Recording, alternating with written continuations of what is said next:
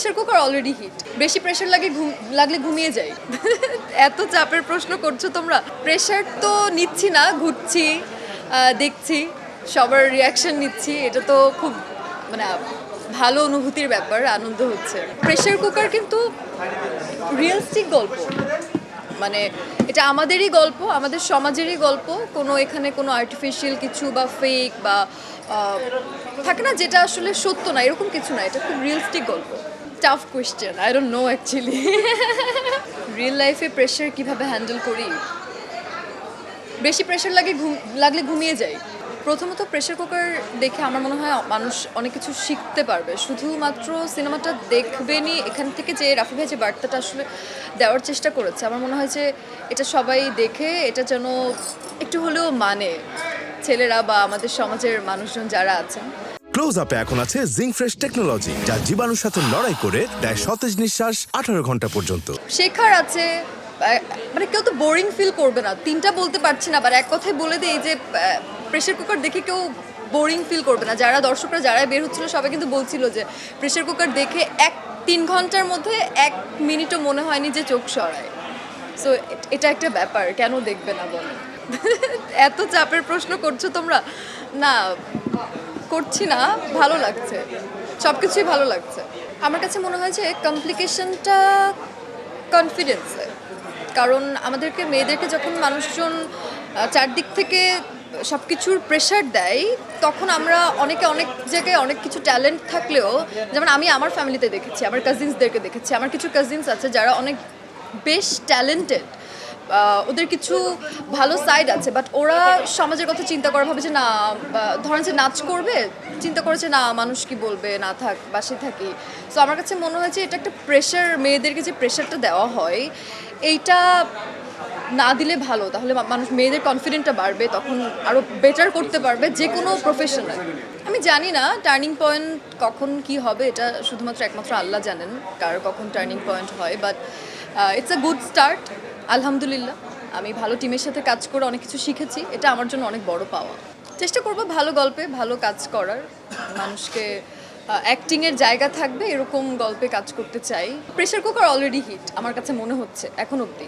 যে তোমার first experience, আমি খুব একটা বলতে পারছি না যে আপনি হিটটা কিভাবে বুঝাচ্ছেন। প্রেশার কুকার এখন পর্যন্ত হাউসফুল যাচ্ছে। প্রেশার কুকারের এত ভালো গুড রেসপন্স, সবাই এত অ্যাক্টিংয়ের প্রশংসা করছে, বিশেষ করে তুষি আপুর অ্যাক্টিংয়ের প্রশংসা তো খুবই মানে দারুণভাবে হচ্ছে। তুষি আপু ডিড গ্রেট, মানে আমার মানে I love her, I really love her. So সব কিছু মিলে কিন্তু অনেক ভালো প্রশংসা, সবাই প্রশংসিত হচ্ছে। প্রেশার কুকার আমার মনে হয় অলরেডি মোটামুটি হিটই তো। আমি ছোট মানুষ, বাট তারপরও আমার একটা জিনিস মনে হয় যে সিনেমা তখনই হিট হয় যখন এই সিনেমার পিছনে পুরো টিমটার একটা বড় পরিশ্রম থাকে বা একটা গল্পটা অনেক বেশি স্ট্রং হয়। ইট ডাজন্ট ম্যাটার যে ফিল্মে কে অ্যাক্ট করছে বা নতুন নাকি পুরাতন। আমার মনে হয় যে এটা পরিচালক যদি সুন্দরভাবে পরিচালনা করে বা গল্পটা স্ট্রং থাকে, ডেফিনেটলি মানুষ সিনেমা দেখতে আগ্রহী ফিল করবে। চ্যালেঞ্জিং না, নতুন কিছু শিখলাম, নতুন টিমের সাথে কাজ করলাম, বড় পরিসরে কাজ করলাম, নতুন জিনিস শিখলাম। না, আমি আসলে সব জায়গাতেই কাজ করতে চাই। আমি মানে আগেও বলেছি যে আমি সব জায়গাতেই কাজ করতে চাই, শুধু একটু ভালো কাজ করতে চাই। এখন পরিচালকরা যদি আমাকে ভালো কাজে ডাকেন, আমি অবশ্যই ভালো কাজগুলো করতে চাই। আমার চোখে এখন পর্যন্ত নেগেটিভ রিভিউ পাইনি। আপনারা দেখবেন যে এত দর্শকরা বের হচ্ছে, সব মেয়ে দর্শকরা, ছেলে দর্শকরা এত ভালো বলছে, সব কিছু মিলে সবাই এত প্রশংসা করছে। নেগেটিভ দেখেন, সব কিছুর মধ্যে আপনি যত ভালো কিছুই করেন না কেন, মানুষ আপনাকে নিয়ে যদি 90% ভালো বলে, 10% কেউ না কেউ খারাপ এসে বলবেই। এটা হলো যে সমাজের একটা রীতি নাকি নীতি, আমি জানি না, এটা আমি ছোটোবেলা থেকে দেখেছি।